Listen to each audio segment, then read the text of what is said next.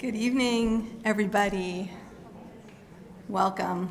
Thanks for coming out on this cold evening. I'm Carrie, don't know my name. I'm Carrie Weber. I'm the Executive Director of the Fairfield University Art Museum, and it is my great pleasure to welcome you here this evening. Opening night for Christy Rupp's exhibition, Streaming, Sculpture by Christy Rupp. Yay. So before we get to tonight's talk by Christy Rupp, I have a few brief remarks. We're so pleased to be presenting this exhibition.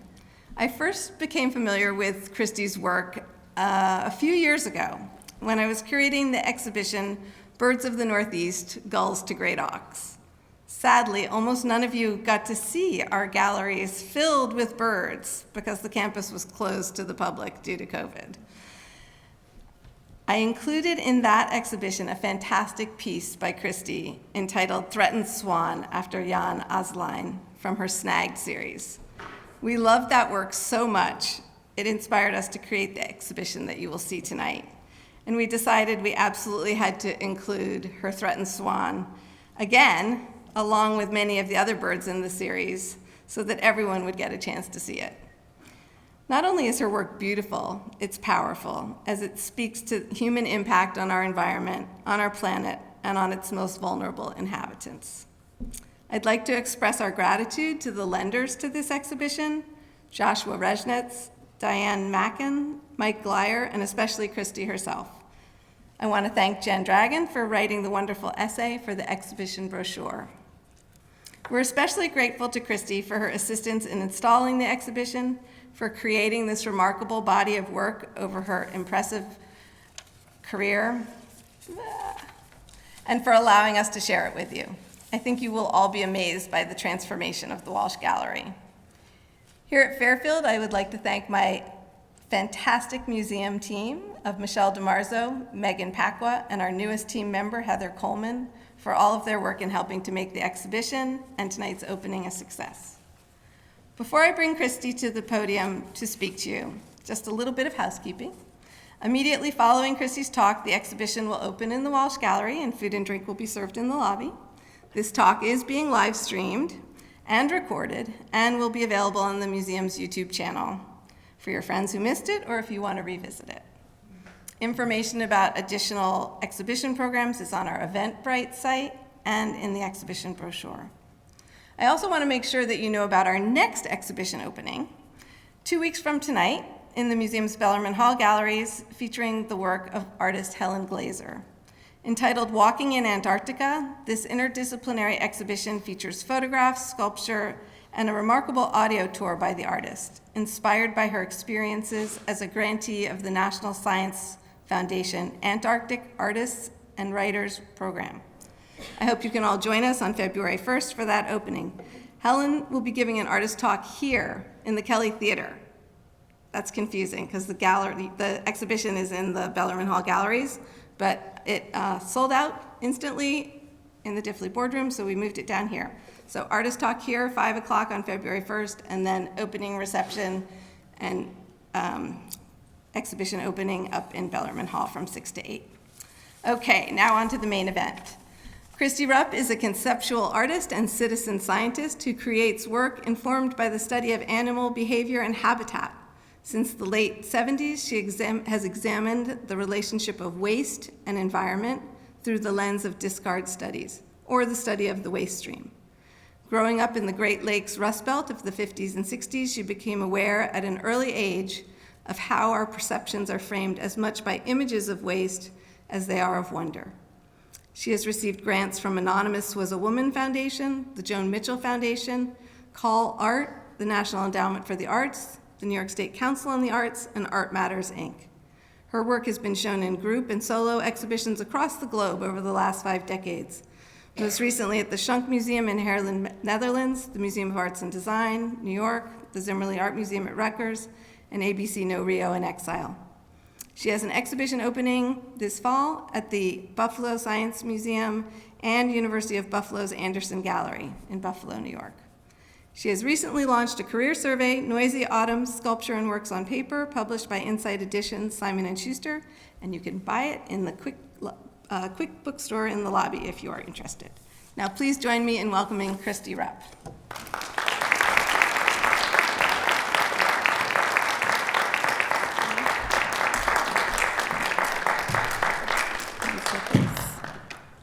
Hi. See if I can turn this on. Thanks for coming out on this lovely night. And thank you to the museum, to Carrie and Megan and Michelle for making this happen, and Jen Dragon for just the support and the essay. It's really been fun pulling the show together. So the show in the Walsh Gallery is really just a collection of works of art, various projects that focus on how economics affect the environment. Where's my clicker? I grew up in the Rust Belt town of Buffalo, New York, where we witnessed firsthand, let me get this correctly, the air pollution from the Bethlehem steel plants of South Buffalo. Here's an old photo of industry in the Niagara River around the time of the Industrial Revolution. This was just above Niagara Falls. The region hosted many early industrial, wait, I'm gonna put my reading glasses on. Sorry about that.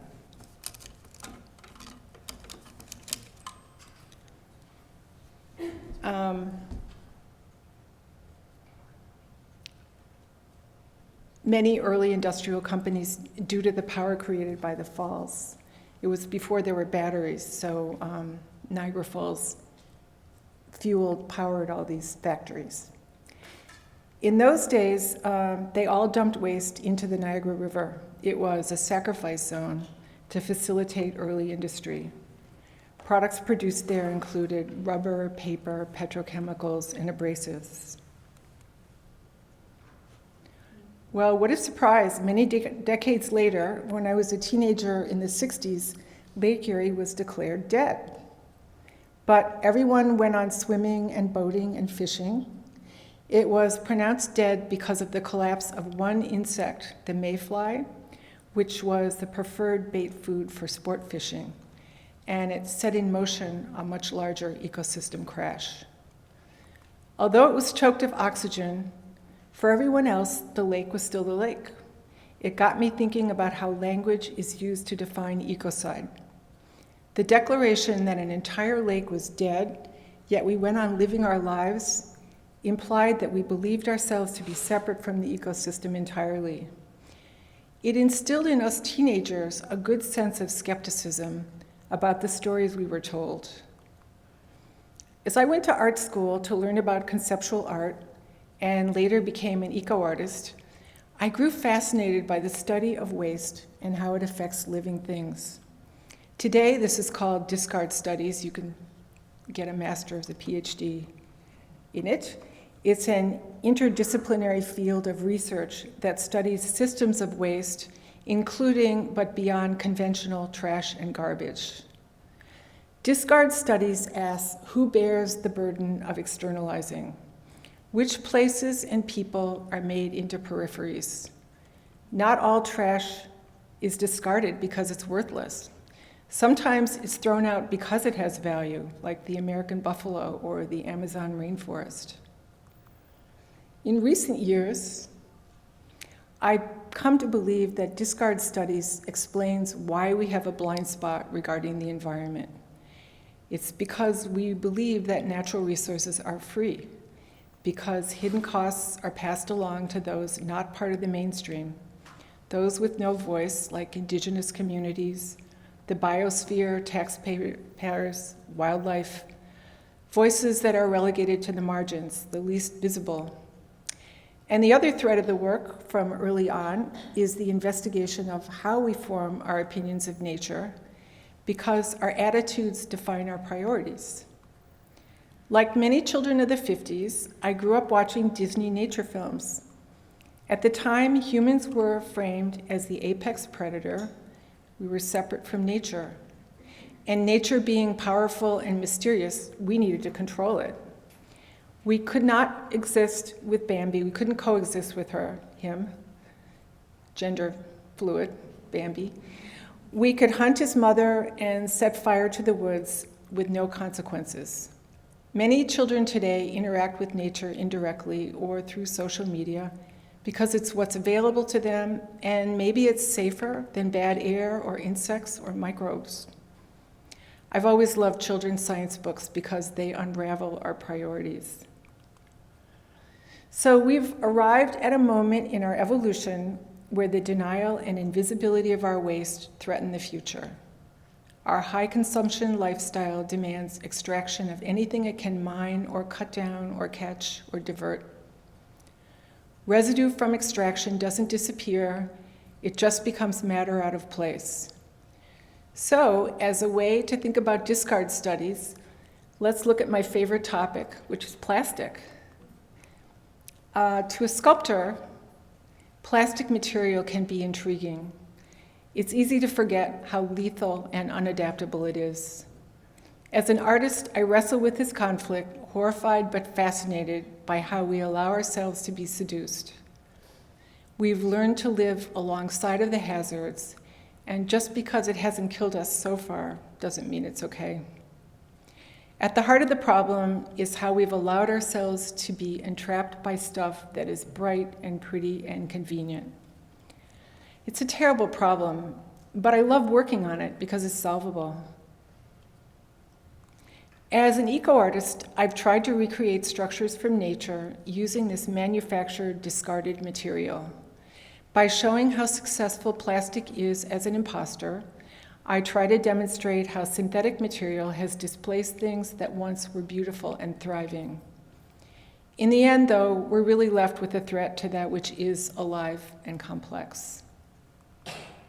But we can't reinvent living systems, we can only recreate their appearance.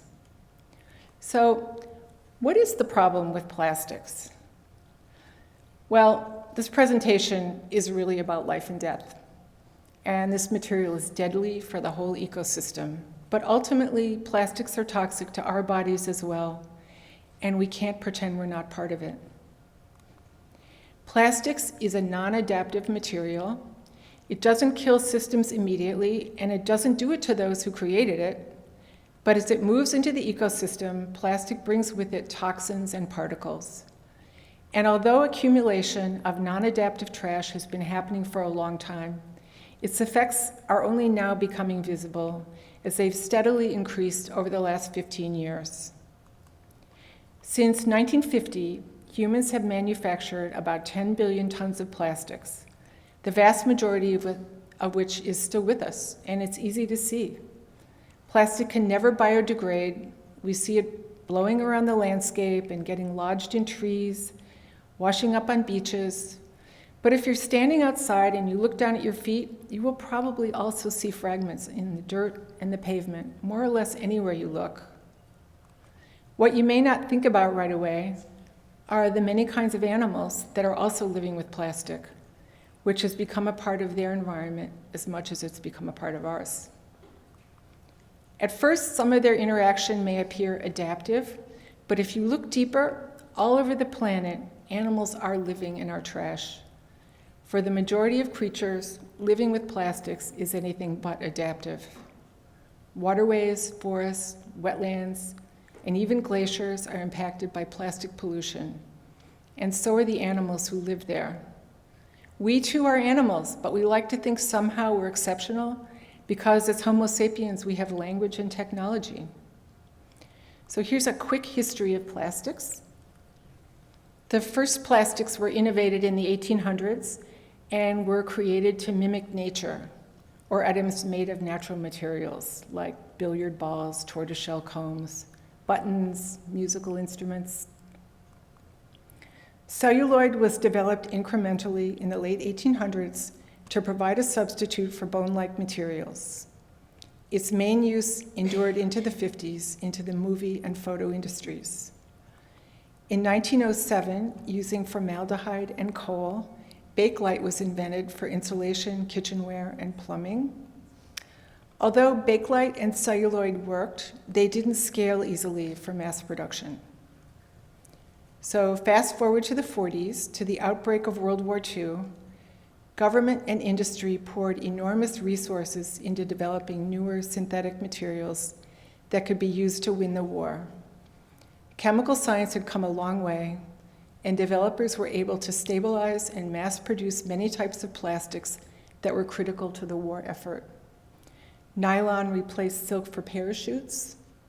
Acrylic came into use for cockpit windows.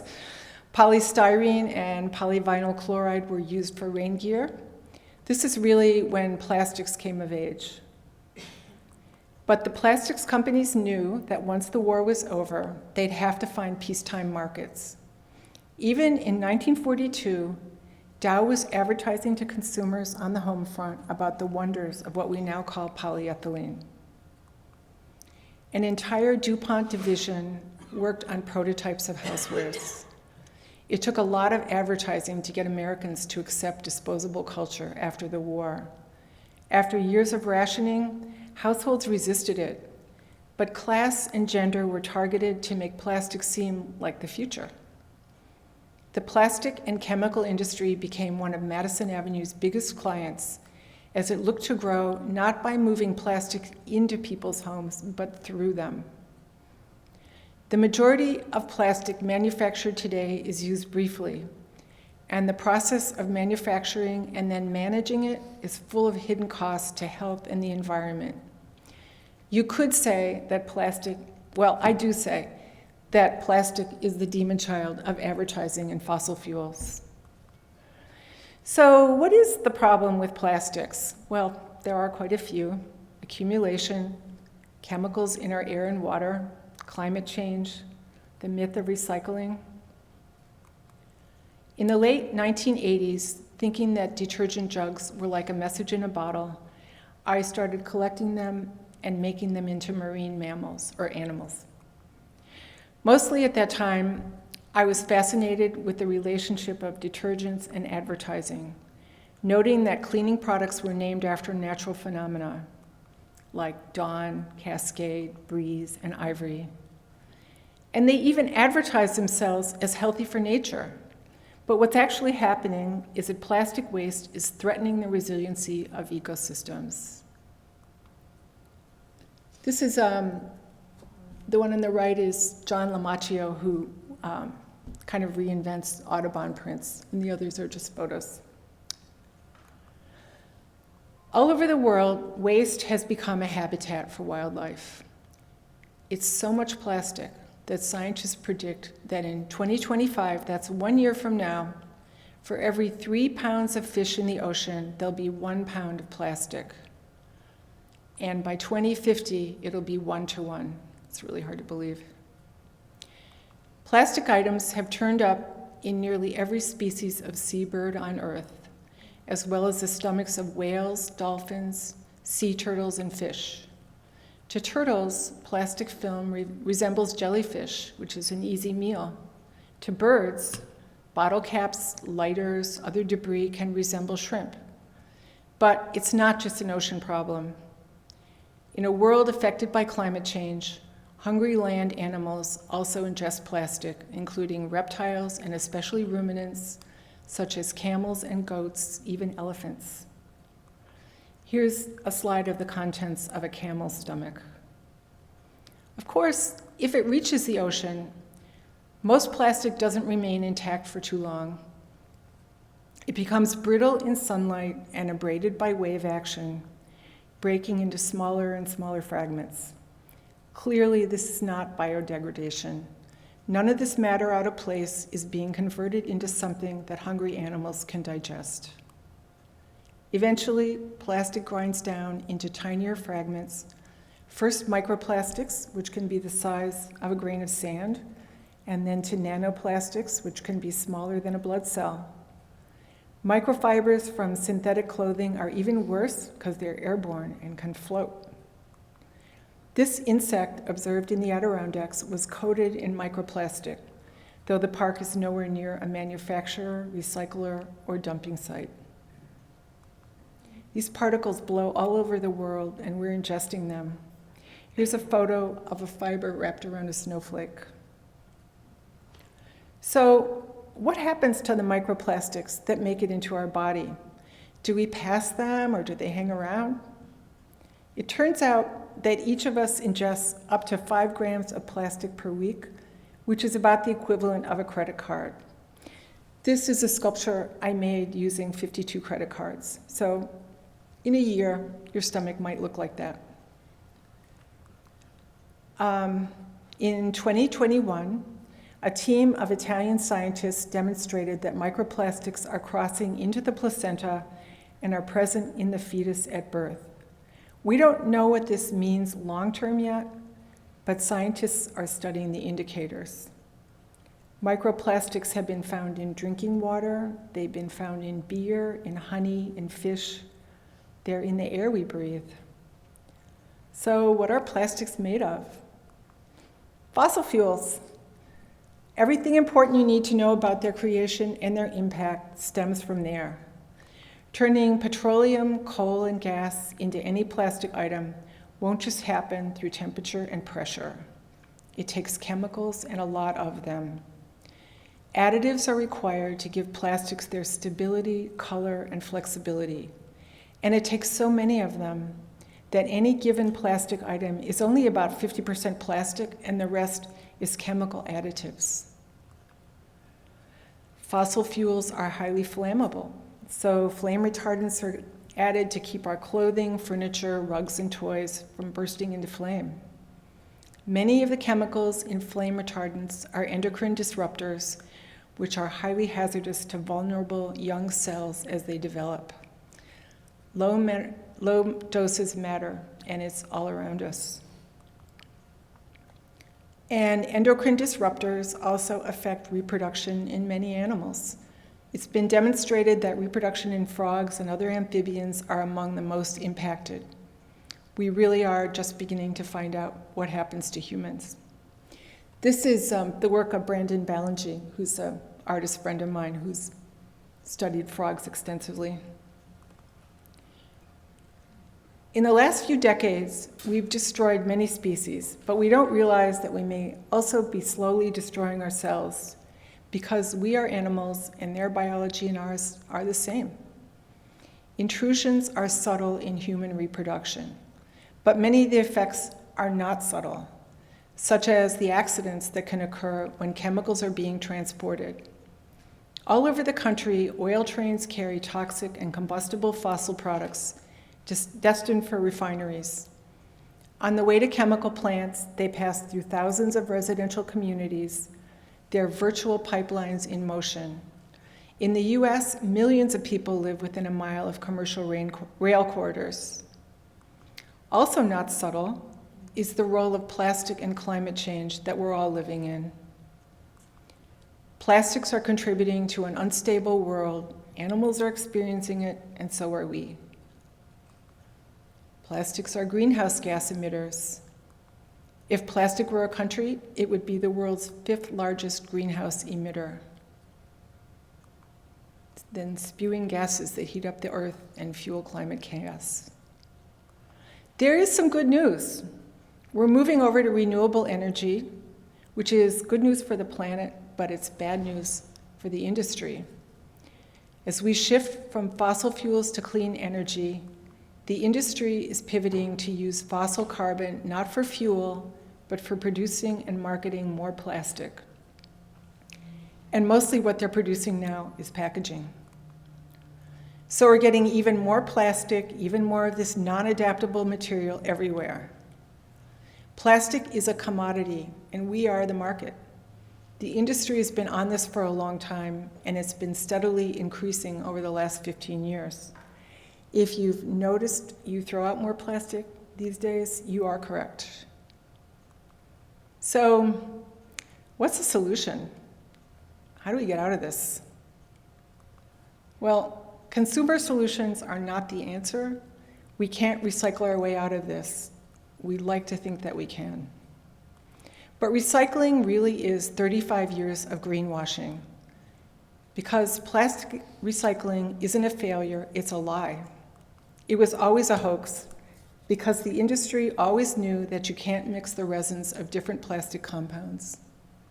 No matter what your community waste hauler tells you, only numbers 1 and 2 and maybe possibly 5 have a realistic chance of being recycled because they're the only types for which there is a market. Most false solutions include some form of incinerating plastic, whether it's burning plastic as a fuel or chemical recycling. It's really toxic, and it makes a lot of hazardous waste at the end. Other consumer solutions are devised to sound effective, but they focus energy on the consumer while shifting the focus away from producers. Some other false solutions are blaming litter bugs, community cleanups, ocean vessels which collect tons of surface debris. Although well-intentioned, these tactics don't address the scale of the problem. Buying a Tesla is not going to solve climate change. So how do we stop this? What can we do to become part of the solution? Well, the best solution is to stop making it. Turn off the gushing faucet of plastic. 40% of the problem is single-use plastics alone. We're at an inflection point, and it's time for solutions. But the news here is good. This is a recent problem, really in the last 15 years. And most people are in agreement that they want less plastic produced. As we noted in the beginning, we've been here before. Lake Erie isn't dead anymore. The EPA, with the Clean Air and Clean Water Act, that was Lake Erie today. With the Clean Air and Clean Water Act, radically transformed pollution in America and cleaned up a lot of what we saw in the 60s. And that solution was regulatory. Regulation solved this before, and we need to do that with plastic too. We need big measures to stop the production. There's a lot going on legislatively that you can urge your representatives to support. In New York State, grassroots activists are making steady progress, pressuring our representatives in Albany to move important bills through the legislature. Here in Connecticut, since last year, the state's bottle bill covers a wider range of beverage containers. You guys are way ahead of New York State on that initiative. And nationally, the Break Free from Plastic Pollution Act has been reintroduced in both the Senate and the House. Together, these bills address supply and responsibility for the end use of plastic waste. If you'd like to learn more, you can go to the Beyond Plastics website and join their mailing list. If you'd like to connect locally with your neighbors, they have an interactive map on their site with many local affiliates working to end plastic pollution, and a great online class out of Bennington College that you can audit, which is a deep dive into the plastics problem itself. So animals can't protect themselves from what enters their habitat, but we can. We do have a choice in how we plan for the future to protect wildlife and ultimately our own species. Thank you.